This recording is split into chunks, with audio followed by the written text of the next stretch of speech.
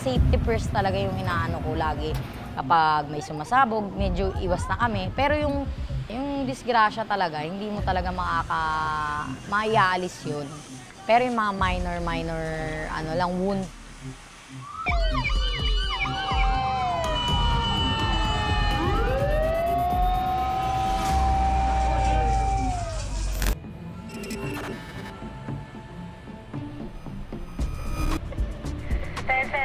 Verification. Location ba ng Quezon sa Lucia, Pasig?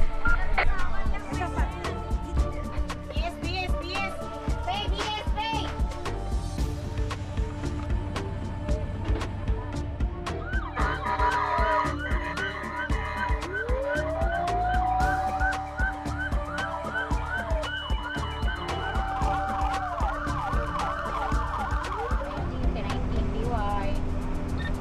Pero kasi kapag may sunog talaga, tatawagin ka nila eh. So, kapag meron ng tawag dito, meron ng tawag sa radyo or sa cellphone, sa GC, ayan na, talagang re-responde kami anytime talaga and anywhere na alam namin kailangan.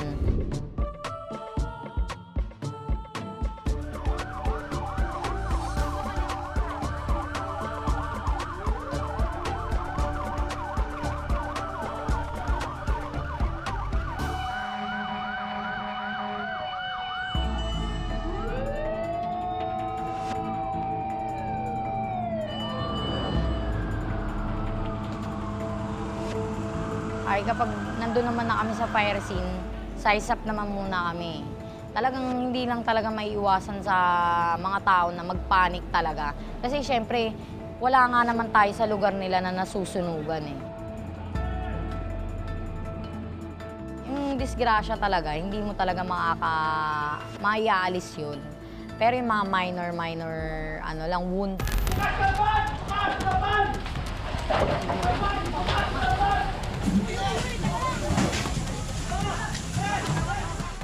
Parte yun na lagi ka mag-ground.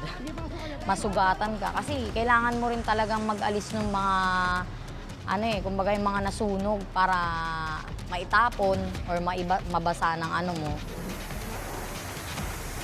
Ayun, maraming pagkakataon na talagang muntikan na lalo na sa tawag dito, pressure ng hose. Hindi mo kasi masabi yung pressure ng hose once na pumitik siya ng 150 PSI to 300, sobrang lakas na niya. Hindi mo na talaga siya makokontrol ng ikaw lang mag-isa. Kailangan talaga may second man ka. So, marami talagang kapahamakan, kumbaga kung tutuusin, hindi madali.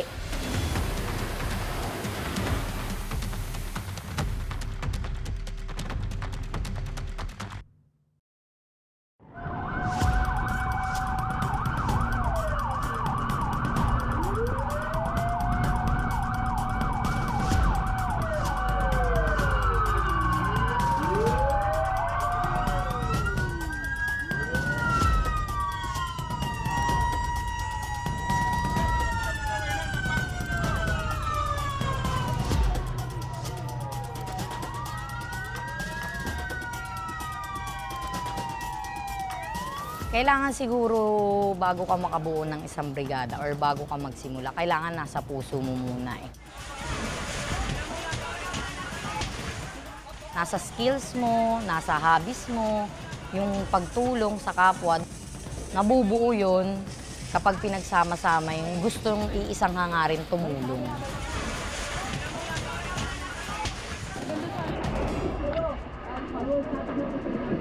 Kami Gamban, pinakamaraming babae. Usually, siguro, oo, masasabi ko. Paano nag-start yun? Siguro, ayun, sa akin, then sa pamilya nila Bandong. Kasi puro sila babae. Doon talaga nag-start yun. Then ako, marami din akong mga kaibigang babae na pumasok dito, na kasama ko. So, nung nalipat ako dito, ayun, naisip ko na, bakit hindi nga puro babae kami? Kaya naman namin din gawin yung ginagawa ng lalaki. Ganon.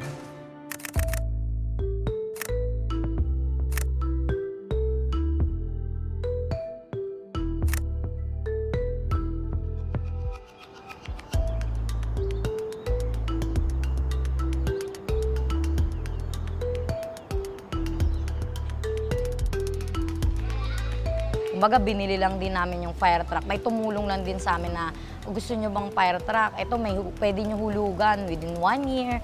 So, doon kami nag-start, nag-down kami. Pinunisod namin na magtuloy-tuloy hanggang sa nakabili na kami ng sarili naming linya, sarili naming nasel. Masarap sa pakiramdam kasi sarili mo nang gamit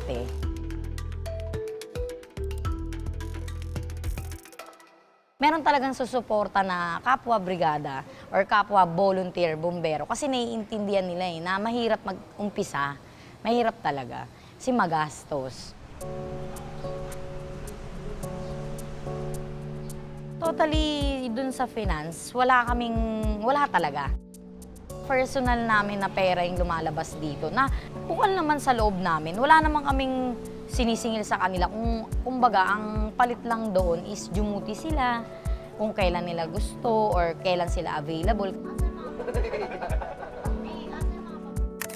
Ayun, yung kabuhayan namin, may private ambulance po kami. Ayun, kapag time na work talaga ng, 8 to 5, usually 365 days walang off yung aming serbisyo kasi private ambulance. Ito yung nag-i-stand sa Gamban, nagpo-provide lahat ng kailangan namin sa grupo.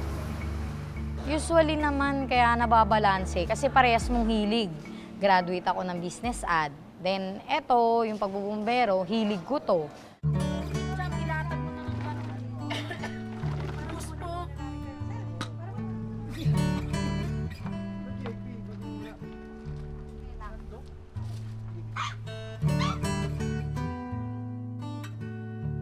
Ayun, yung mga kasama namin lagi sa Responde, driver, pump operator, yung asawa ko, tapos yung anak niya, stepmother niya ako, then yung ate ni Bandong, si Daisy, kapatid niya, tapos yung anak ni Daisy na si Ella, tita niya ako, then si Champi naman, pinsan ni Bandong. Ayun, puro firefighter.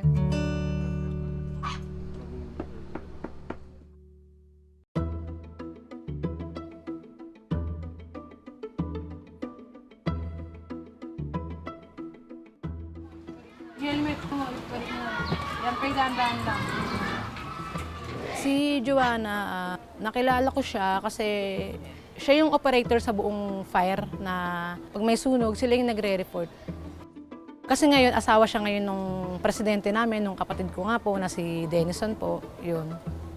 Siyempre po, para sa akin po, delikado po kasi yung ginagawa namin. Pero masaya rin po kami dahil magkakasama po kami sa brigada.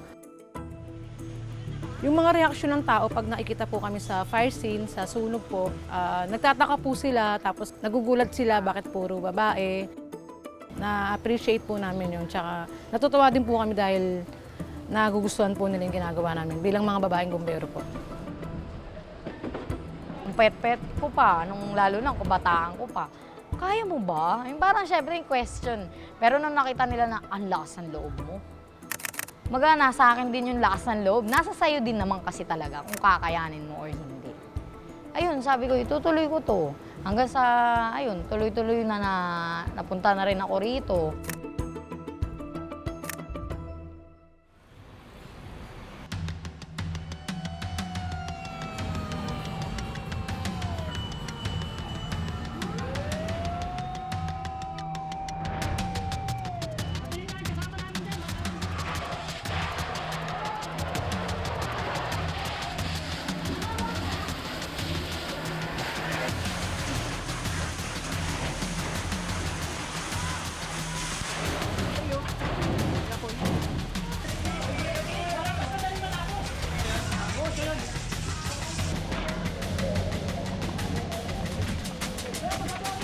Yung tungkol naman sa kapahamakan, lagi naming talagang sinisecure yung safety ng isa't isa, lalo na magkakamag-anak. Laging paresponde pa lang kami, yun na lagi nasa isip namin na hindi namin bahay yung nasusunog, tutulong lang kami. Kumbaga, nagsasaysa pa lang kami ng sunog, pag alam namin delikado, talagang hindi kami yung banat lang ng banat na makabuga lang kami sa apoy. Hindi ganun Ayun, pinapakalma namin yung mga tao na kami na yung bahala sa bahay nila or tulungan na lang nila kami paalisin yung mga tao kasi for safety rin nila eh. Baga sasagutin ka nila, kakalma, bahay namin yung nasusunog. Kumbaga, mas lalo silang natitrigger. Ang problema kasi doon, mamaya kami pa yung awayin. Lalo na pag naubusan kami ng tubig sa nozzle, hindi nila maintindihan yun na nauubos syempre yung tubig sa fire truck eh. Isang Manila dam ba yung dala namin? Hindi naman, di ba? Pero napakahirap eh. Kasi di ba may ano nga tayo na, di bali ng manakawan, wag lang masunugan. Kasi magpupundar ka mula't simula na walang-wala kang nadala. Kasi lahat yun merong bilang sa'yo eh. Lahat yun merong cost na binuwis mo, damit, sapatos. Paano ka ulit magpupundar nun, di ba? Mahirap talaga.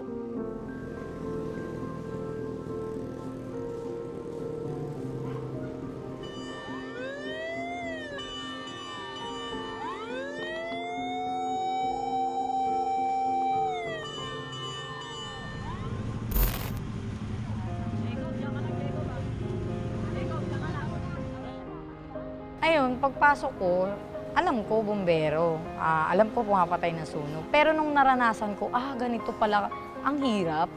Pero yung hirap, pagtas ng hirap, mararamdaman mo yung sarap sa pakiramdam kasi nagpapasalamat sila.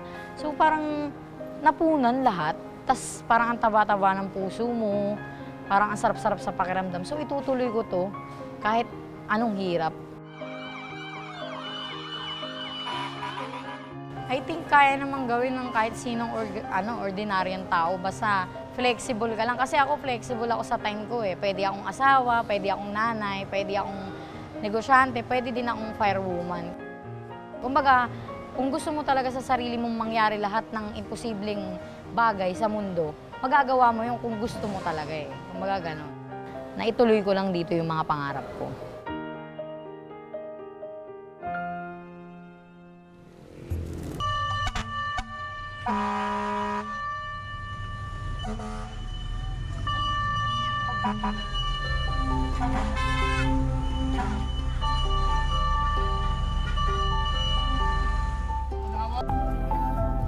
Kapag once na yung naglalakad na kami puro babae, parang ang taas ng noo ko.